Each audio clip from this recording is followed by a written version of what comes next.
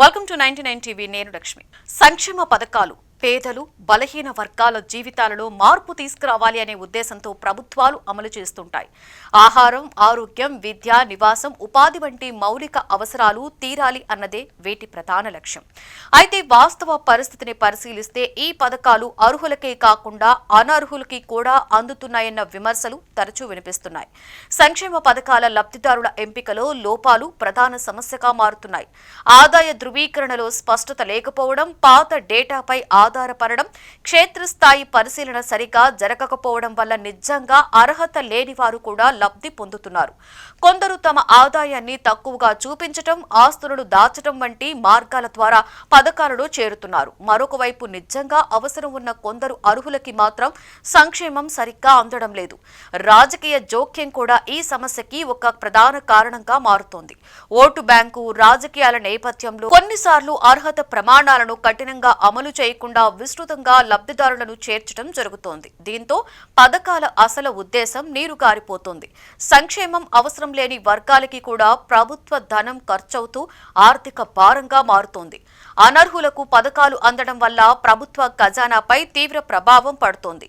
పరిమిత వనరులు ఉండడం, అవి సరైన వారికి చేరకపోతే అభివృద్ధి పనులకు నిధుల కొరత ఏర్పడుతుంది. అంతేకాకుండా నిజమైన పేదలు తగిన సహాయం అందక ఇబ్బందులు పడవలసిన పరిస్థితి వస్తుంది. ఇది సామాజిక అసమానతలను మరింత పెంచే ప్రమాదం కూడా కలిగిస్తోంది. ఈ పరిస్థితిని మార్చాలి అంటే పథకాల అమలులో పారదర్శకత పెరగాలి.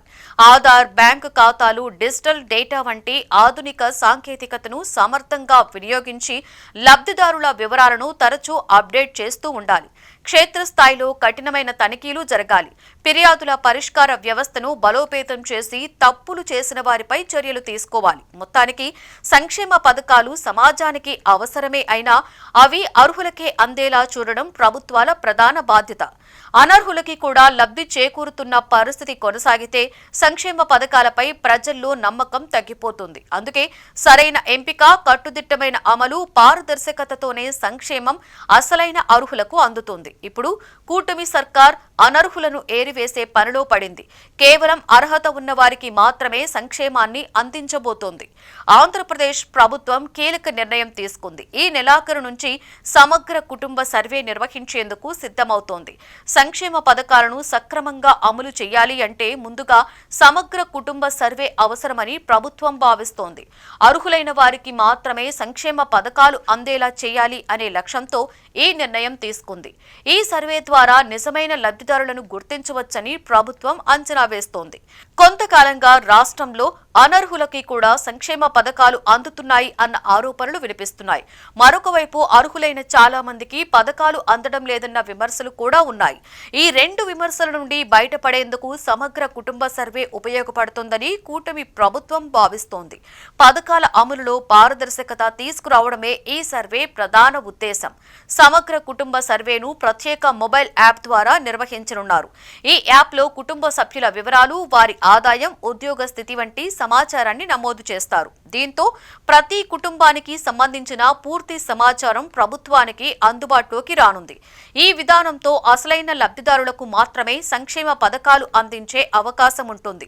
ఈ సర్వే ద్వారా ఒక కుటుంబంలో ఎంతమంది మహిళలు ఉన్నారు, ఎంతమంది నిరుద్యోగులు ఉన్నారు అనే వివరాలు కూడా తెలుస్తాయి. దీని ఆధారంగా మిగిలిపోయిన సూపర్ 6 హామీల అమలుకు ప్రభుత్వం ముందడుగు వేయాలని భావిస్తోంది. మహిళలకు నెలకు 1500 రూపాయలు, నిరుద్యోగులకు నెలకి 3000 రూపాయలు భృతి ఇస్తామన్న హామీలను అమలు చేయాలంటే ఇటువంటి సమగ్ర డేటా అవసరమని ప్రభుత్వం అభిప్రాయపడుతోంది. ఇతర రాష్ట్రాలలో నివసిస్తూ కూడా ఆంధ్రప్రదేశ్ ప్రభుత్వం అందించే ఆర్థిక ప్రయోజనాలు పొందుతున్నారు అన్న అనుమానాలు కూడా ఉన్నాయి. గత ప్రభుత్వ హయాంలో కొందరు ఇతర రాష్ట్రాలలో ఉండి పలు పథకాలు పొందినట్లుగా ఆరోపణలు వచ్చాయి. ఈ నేపథ్యంలో సమగ్ర కుటుంబ సర్వే ద్వారా ఎంతమంది కుటుంబ సభ్యులు ఉన్నారు, వారికి ప్రభుత్వం నుండి ఏ ప్రయోజనాలు అందుతున్నాయి అనే అంశాలపై స్పష్టత వస్తోంది. ఈ సర్వే వల్ల పథకాల అమలు మరింత సులువుగా మారుతుందని ప్రభుత్వం భావిస్తోంది. ప్రజాధనం దుర్వినియోగం కాకుండా అడ్డుకట్ట వేయడంతో పాటుగా అనర్హులను గుర్తించి పథకాల నుండి తప్పించేందుకు కూడా ఇది ఉపయోగపడుతోంది. ఇప్పటికే తెలంగాణ కూడా ఇలాంటి సర్వే నిర్వహించిన విషయం అందరికీ తెలిసిందే. ఈ నేపథ్యంలో ఆంధ్రప్రదేశ్ ప్రభుత్వం చేపట్టనున్న సమగ్ర కుటుంబ సర్వేపై ఆసక్తి నెలకొనింది.